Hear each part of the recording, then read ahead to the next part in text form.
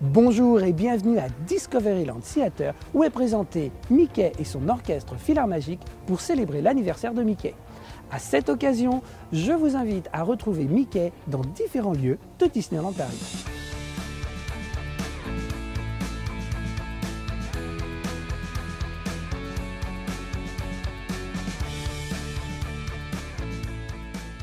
Commençons par un petit rappel sur son histoire.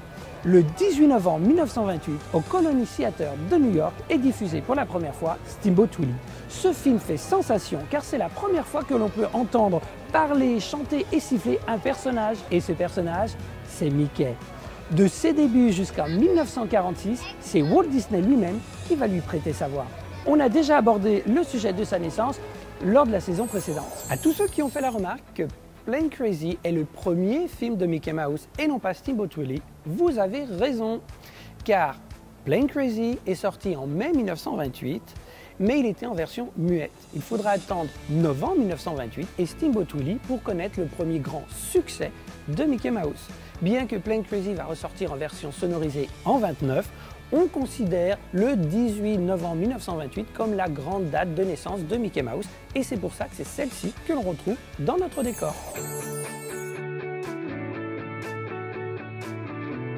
En 90 ans de carrière, Mickey va avoir une multitude de rôles et porter d'innombrables costumes. Il va même combattre plusieurs géants, comme en 1938 dans Le Brave Petit Tailleur et surtout en 1947 dans Mickey et le haricot magique, où il est opposé à Willy le géant, comme on peut le voir ici à Sir Mickey's Boutique. On retrouve Mickey dans ses différents rôles sur les affiches de Meet Mickey Mouse. Le bâtiment arbore une architecture victorienne et sa façade est digne d'un music-hall britannique. Cette idée de théâtre est renforcée par cette enseigne avec des grosses ampoules. À l'intérieur, la file d'attente serpente devant la scène entourée de balcons. La moquette et les luminaires ont été produits par des entreprises britanniques spécialisées dans l'aménagement des théâtres londoniens. Par contre, les designs et les couleurs sont spécifiques à Disneyland Paris. La couleur rouge et les motifs dorés apportent de l'élégance et de la chaleur à cette grande salle. Les rideaux amplifient cette illusion et au-dessus de la scène, on peut voir les masques de la tragédie et de la comédie reprenant le visage de Mickey. Quand ces rideaux sont ouverts, on découvre un écran sur lequel on projette des courts-métrages mettant bien évidemment Mickey en vedette. D'ailleurs, cet espace n'est pas qu'un décor, c'est une véritable scène. Les visiteurs passent ensuite dans les fausses coulisses de ce théâtre. Sur les murs qui sont maintenant en briques, on voit des affiches de films qui sont diffusées sur l'écran. Et en levant les yeux, on découvre des morceaux de décor de ces films. Les visiteurs arrivent alors dans le couloir des loges. Les visiteurs sont reçus dans la loge de Mickey, entourés de ses costumes, ses accessoires et de ses effets personnels. Malgré l'apparent désordre, tout ici a un sens.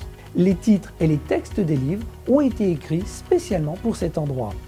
Les rayures sur le papier peint reprennent les couleurs du costume traditionnel de Mickey. Enfin, tous les éléments de décor sont des références à des films où la magie est présente. Le parapluie à tête de perroquet de Mary Poppins, la poudre magique de Madame Mims, la rivale de Merlin l'Enchanteur, Alakazam, le lapin du court-métrage Pixar Presto, et la tenue d'apprenti sorcier de Mickey dans Fantasia. Car en effet, c'est peut-être le rôle le plus inattendu, mais le plus célèbre de Mickey, l'apprenti sorcier dans Fantasia en 1940. À l'origine, le rôle devait être donné à Simplet, mais finalement, Walt a décidé de le donner à Mickey. Et ce fut un coup de génie puisqu'on s'en inspire dans nos designs et dans nos histoires.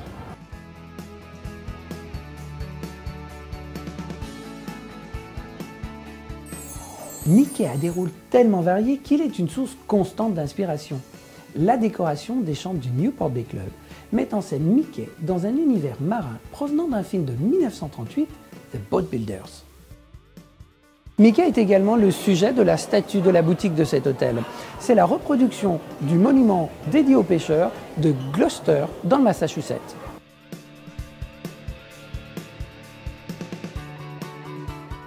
Contrairement à ce que beaucoup de personnes pensent, le premier objet dérivé à l'effigie de Mickey ne fut pas une peluche, mais une montre. C'est d'ailleurs son cadran qui a inspiré l'horloge que l'on trouve sur la façade du Disneyland Hotel. Enfin, cette statue s'appelle la Partner Statue. Elle représente Walt et Mickey et elle est présente dans plusieurs parcs Disney à travers le monde. Et comme dernier clin d'œil sur les origines de Mickey, saviez-vous que cette statue provient de New York? Oui, la même ville où a été diffusée pour la première fois Steamboat Willie il y a 90 ans. Joyeux anniversaire Mickey! Et en cadeau, l'indice de Mathieu sur notre prochain rendez-vous. Merci de votre fidélité et à bientôt!